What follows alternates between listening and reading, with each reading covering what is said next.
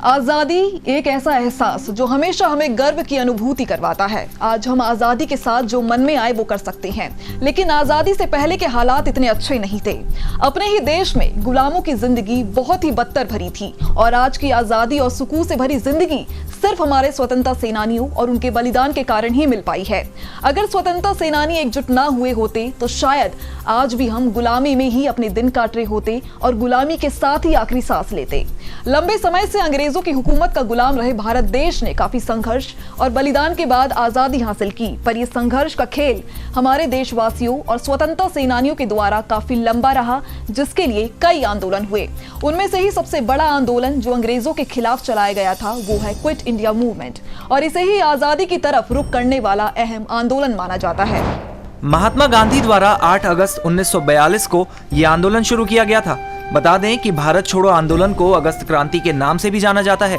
इस साल 8 अगस्त को इस आंदोलन को 80 वर्ष पूरे हो गए हैं।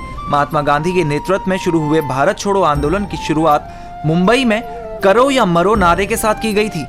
अखिल भारतीय कांग्रेस कमेटी के बॉम्बे सत्र में भारत में ब्रिटिश शासन को समाप्त करने की मांग की गई थी।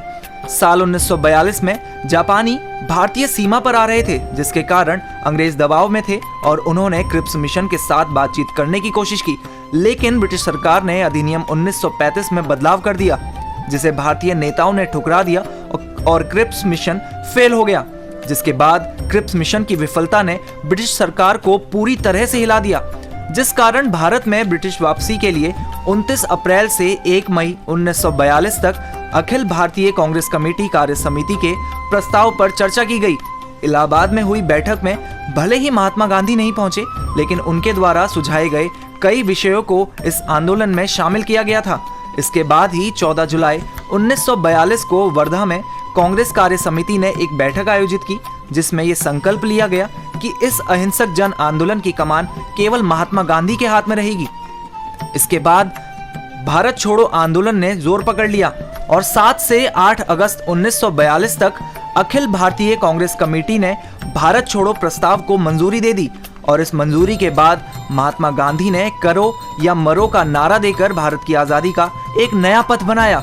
इसके एक दिन बाद ही 9 अगस्त 1942 को ब्रिटिश सरकार ने महात्मा गांधी और कांग्रेस कार्य समिति के सदस्यों को गिरफ्तार कर लिया। इस गिरफ्तारी के बाद पूरे भारत में राष्ट्रव्यापी हड़ताल और आंदोलन होने लगे, जिसमें करीब 1 लाख से भी ज्यादा लोगों को गिरफ्तार किया गया। ऐसा होने के बाद ही पूरे देश की एकजुटता को देखते हुए ब्रिटिश सरकार ने महात्मा गांधी और अन्य लोगों को छोड़ दिया, और अपनी रिहाई के बाद 1944 में महात्मा गांधी ने आंदोलन को गति देने के लिए 21 दिनों का उपवास रखा, जिसके बाद ब्रिटिश सरकार ने स्वतंत्रता की मांग को नजरअंदाज नहीं किया और अंत में यह आंदोलन आजादी की तरफ चला गया, जिससे आखिरकार 15 अगस्त 1947 को भारत अंग्रेजों की गुलामी से मुक्त हो गया।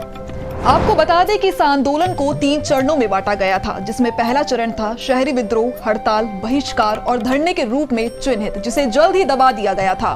पूरे देश में हड़तालें और प्रदर्शन हुए और श्रमिकों ने कारखानों में काम ना करके समर्थन प्रदान किया। इसके बाद दूसरे चरण में ग्रामीण इलाकों में ध्यान दिया गया, जिसमें एक प्रमुख किसान विद्रोह देखा गया। इसमें संचार प्रणालियों को बाधित करना मुख्य उद्देश्य था, जैसे कि रेलवे ट्रैक और स्टेशन, टेलीग्राफ तार और पोल, सरकारी भवनों पर हमले या औपनिवेशिक सत्ता का कोई अन्य देखने का प्रतीक। वहीं अंतिम चरण में अलग अलग इलाकों में राष्ट्रीय सरकारों का गठन किया गया। साथ ही इसमें सबसे ज्यादा महिलाओं की भागीदारी हुई, जिसने अंग्रेजों के इरादों को नाकाम होने में बड़ा योगदान दिया। वहीं इसी बीच सुभाष चंद्र बोस ने देश के बाहर भारतीय राष्ट्रीय सेना और आजाद हिंद सरकार को संगठित किया था, और बस इन्हीं तमाम कोशिशों के बाद आखिरकार भारत को वो मिला जिसका दशकों से इंतजार किया जा रहा था, और वो थी आजादी। आज हमने इस वीडियो के जरिए आपको बताया कि क्विट इंडिया मूवमेंट के जरिए कैसे हम आजादी के करीब पहुंच पाए। ऐसी ही खास रिपोर्ट्स हम आपके लिए लाते रहेंगे। तब तक के लिए आप बने रहिए हमारे साथ और देखते रहिए JJN न्यूज़।